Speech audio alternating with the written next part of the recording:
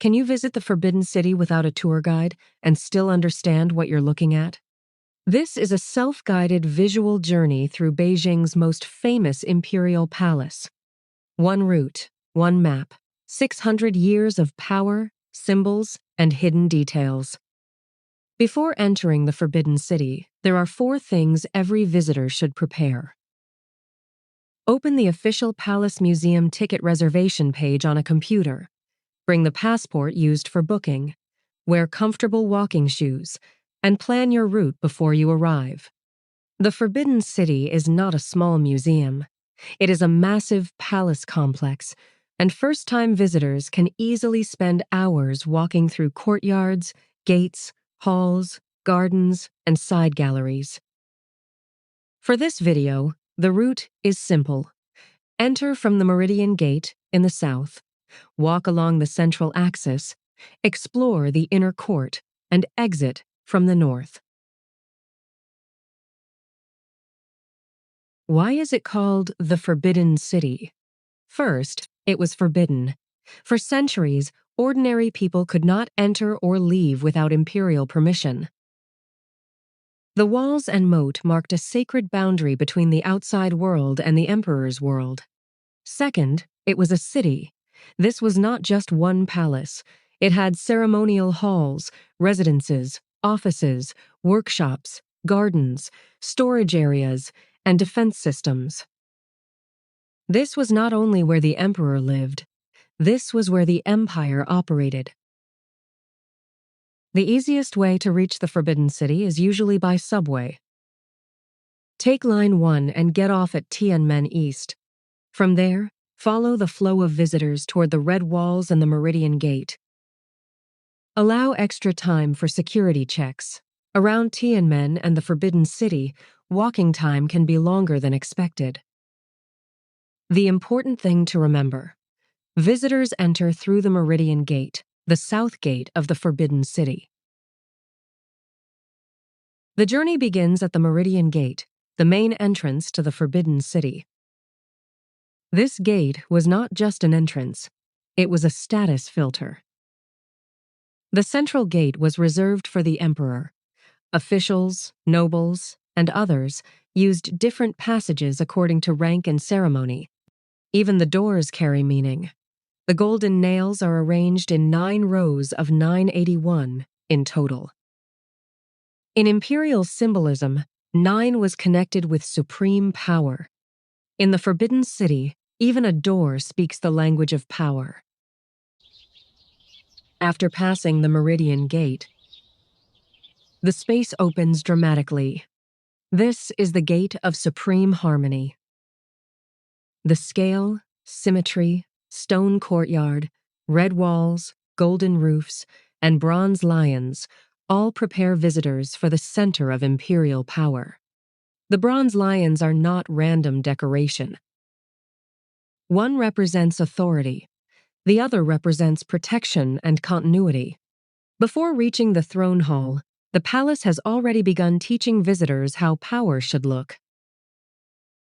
This is the Hall of Supreme Harmony, the grandest hall in the Forbidden City. It was the great stage of imperial power, connected with coronations, major ceremonies, weddings, and New Year rituals. But the most important details are not only at eye level. Look up. On the roof ridge are mythical roof guardians. In traditional Chinese architecture, the number of guardians showed the rank of the building. The Hall of Supreme Harmony has the highest status. Inside is the famous dragon throne, placed at the symbolic center of the empire. The scale of the hall, the height of the ceiling, the golden dragons, and the ceremonial objects all worked together to make imperial power visible. This is architecture as power. After the grandeur of the Hall of Supreme Harmony, this smaller hall feels calm and controlled. This is the Hall of Central Harmony. Think of it as the emperor's backstage preparation room.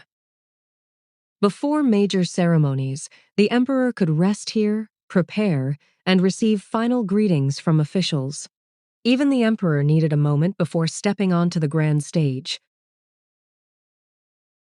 Next comes the Hall of Preserving Harmony. This hall had many functions, but two are especially memorable. It was used for grand imperial banquets, and it was connected with the final stage of the imperial examination system.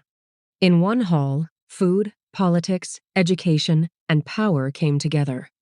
A banquet could display imperial generosity. An examination could decide the future of the empire's brightest scholars. Now the route moves from the outer court to the inner court. The outer court was about public ceremony and state power.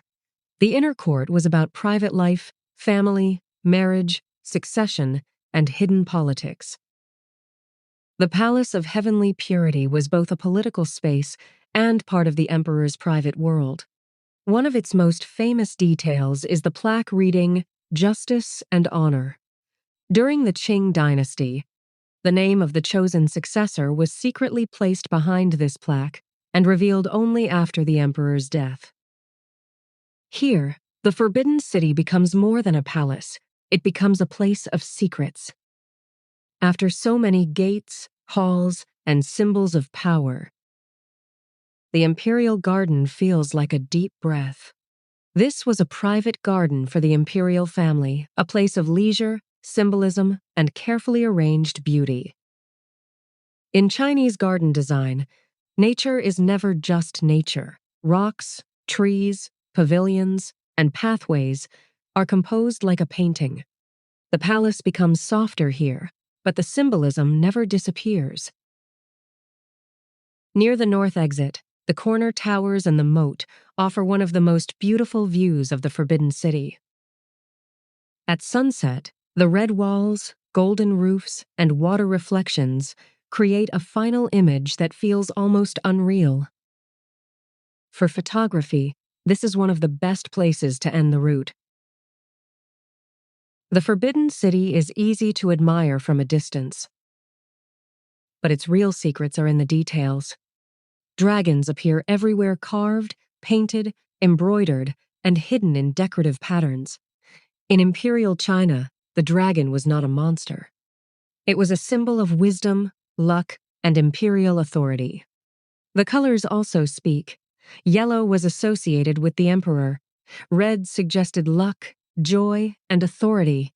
Together, red walls and golden roofs created the most powerful color language in Imperial China. One of the most famous legends of the Forbidden City is the story of 9,999.5 rooms. It is said that when Emperor Yongle built the palace, he wanted 10,000 rooms to show imperial power. But in a dream, the Jade Emperor warned him, "Heaven has 10,000 rooms. How can a human palace be the same?" Fearing to challenge heaven, the emperor changed the plan and built 9,999.5 rooms instead. Whether true or not, the legend shows the ancient belief that even the emperor stood below heaven. After exploring the Forbidden City, a Beijing roast duck dinner is the perfect way to experience the city's flavors. With its crispy skin, tender meat, and traditional way of serving, Beijing roast duck has been a famous dish for centuries. For many visitors, tasting authentic roast duck is not just a meal, it is a memorable part of their Beijing journey. So, can you visit the Forbidden City without a tour guide? Yes, if you prepare well, follow a clear route, and slow down for the details. The Forbidden City is not just a palace. It is a city of power, stories, symbols, and secrets. For the full route, map, ticket checklist, food stops, and hidden details, visit Go China Freely. Your China journey starts here.